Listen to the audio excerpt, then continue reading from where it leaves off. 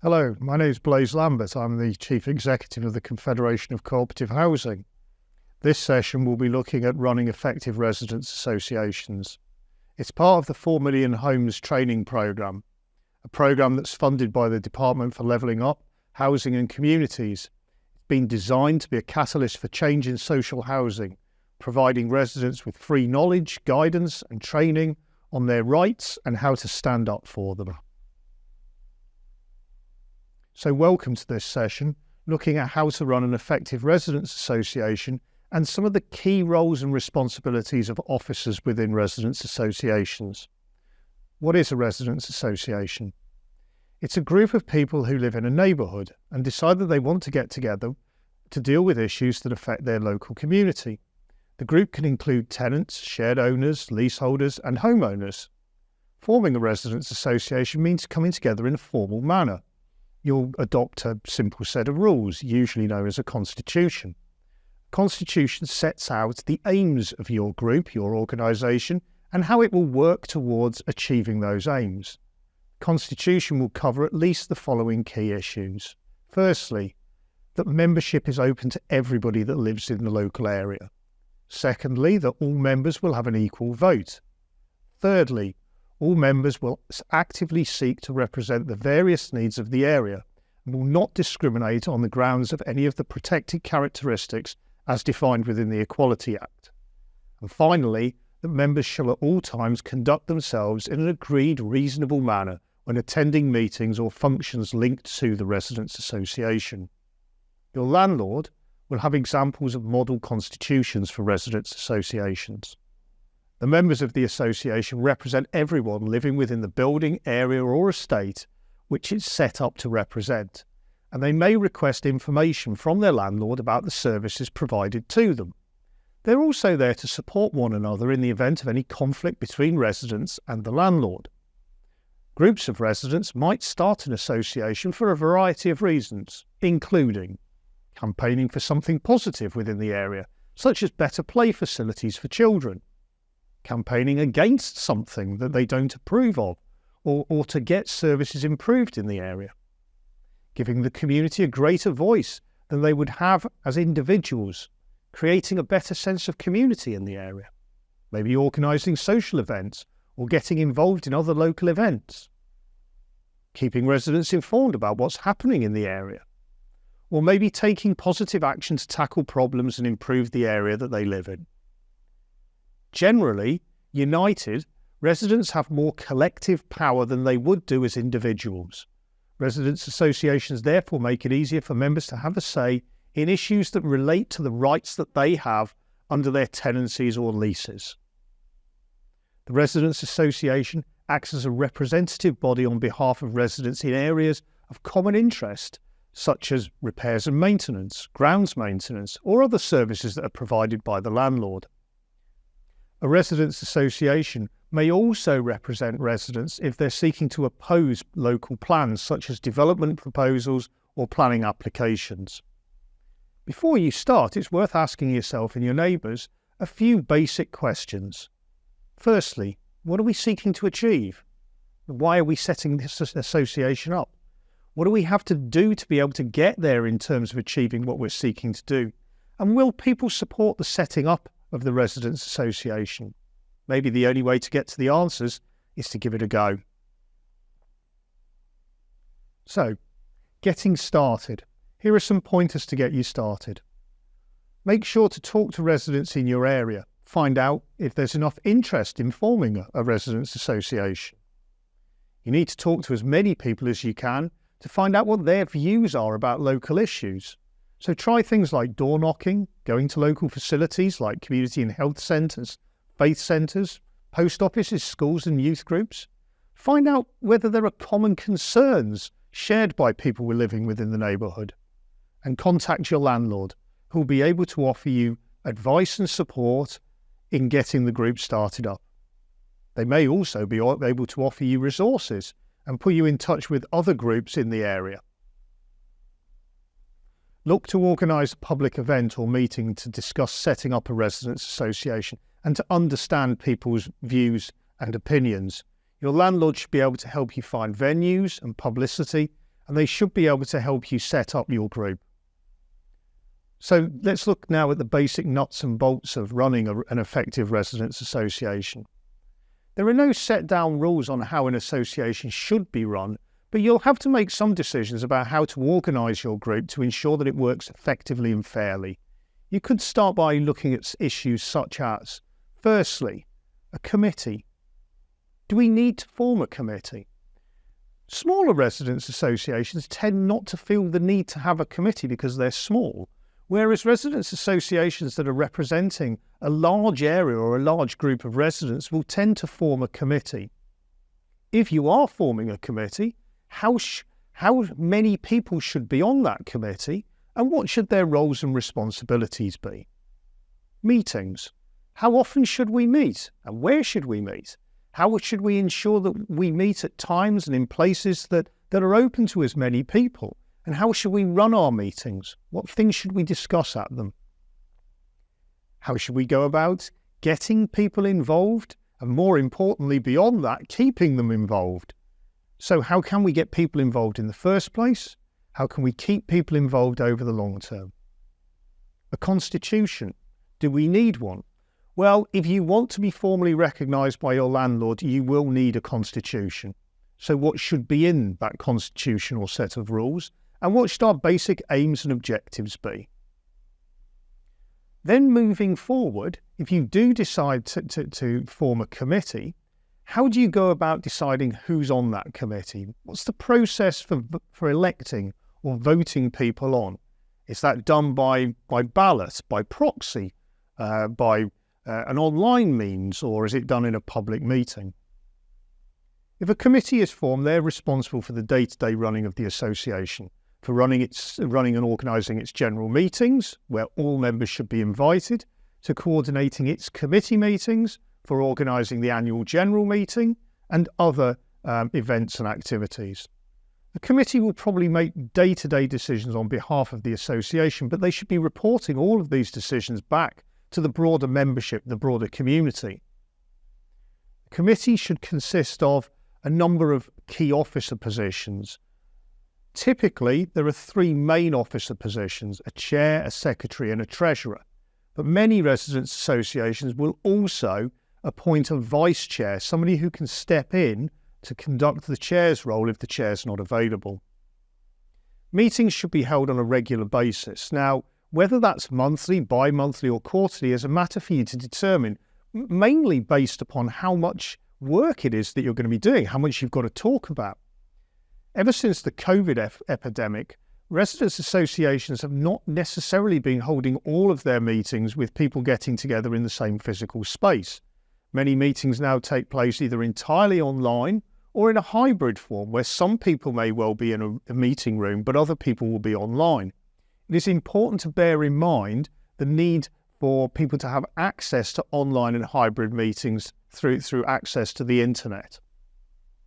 Some residents' associations hold separate meetings just for their committee, as well as general meetings where all members will be invited. Others prefer to hold all of their meetings in open session where everyone can attend. It's up to you and your group what feels right for you. It's important to publicise meetings in the neighbourhood so that everyone has the opportunity to attend and have their say. Meetings are a good way of giving and getting information, discussing and sharing ideas and making decisions. The success of meetings depends on 4 key issues. Firstly, people being clear about what the reason for the meeting is. You need a list of topics that the meeting is going to consider. This is usually referred to as an agenda. Secondly, the venue and time of meetings must be suitable for all people. Consider whether holding all of your meetings at the same time on the same day is going to be an opportunity for everybody to be involved, or whether you should be varying the times and places also where meetings are held. Thirdly, the meeting needs to be well run and effectively managed by the chair. And fourthly, members need to be clear if the meeting is only for giving information or for having discussion, or whether there will be decisions that will be made on how to move forward. It's important to remember to keep meetings interesting and enjoyable, and most importantly, create an environment where people feel comfortable. Feeding back to the community. It's important for any residents' association to feed back discussions and decisions to the wider community. This can be done at general meetings or by producing newsletters, using social media, establishing websites, or by word of mouth. Again, your landlord should be able to help with this. It's important to feed back in a variety of ways and think about the needs of people in the area. For example, some people may find it difficult reading printed material. Some people may not have English as their first language. Some people may not have access to the internet or particular social media platforms. So have a think about the best ways that will work in your area for your community. It may be a combination of different ways that's most effective. Finance. Well, you may not need finance to run your group, but you will need some money to print and distribute minutes and newsletters and updates to the community and to organise community events. Finance may be available from your landlord, so get in touch with them and ask. You may want to run some community social events. As I've said, finance can be very important to groups and can also cause them concern, particularly if they're looking to organise events. If detailed clauses are included in the Constitution, this will help the group run smoothly and help the treasurer in their role of controlling the finances. Here are some basic finance ground rules. Firstly, all money raised by or on behalf of the Residents' Association must be used only to further the aims of the Residents' Association. Secondly, the treasurer will need to open a bank account in the name of the organisation. Thirdly, the organisation should agree at least 3 members who will be involved in the approval of payments and expenditure. It would be normal for one of these people to be the treasurer. It's important to ensure that there are no conflicts of interest or potential perceptions of conflict of interest relating to financial approvals. So it's good practice to ensure that people from the same family or the same household are not collectively approving payments together. All checks and instructions to the organisation's bankers should be signed off by at least 2 of that group of people who are appointed to authorise payments. The treasurer should ensure that every year an independent person checks the accounts of the organisation, someone with adequate financial experience, for example, a representative of another community organisation, local law centre or the Council for Voluntary Service. And finally, those accounts must be available to all members at the annual general meeting. Your landlord will require that a recognised group should be able to demonstrate responsible accounting methods, particularly if you're looking for them to give you access to finance. Now let's look at the key roles of those officers within a residents' association, beginning with the chair. The role of the chair essentially is to run effective meetings. They have a role in preparing the agenda, thinking about how much time they want to give to particular agenda items and making sure that everybody has the time to be able to speak to agenda items. Also, ensuring that particular people don't speak too much to agenda items and start dominating the meeting. It's important that the chair keeps people on topic, that they encourage productive discussions at meetings, that they ensure that the agreed code of conduct and terms for how people will behave within meetings are adhered to, that they manage decision-making in an effective manner, and that the Residents' Association has a constructive working relationship internally, but also with the landlord organisation. The chair should also remember that they have a role in representing the organisation both internally but also externally. The second key role is the secretary. The secretary must work with the chair to prepare agendas for meetings, to distribute those agendas to members, but also to distribute other communications such as leaflets, notices, minutes, social media activity, newsletters and such things. They have a responsibility for maintaining minutes for meetings and other relevant committee and organisational documentation and records. Thirdly, the treasurer.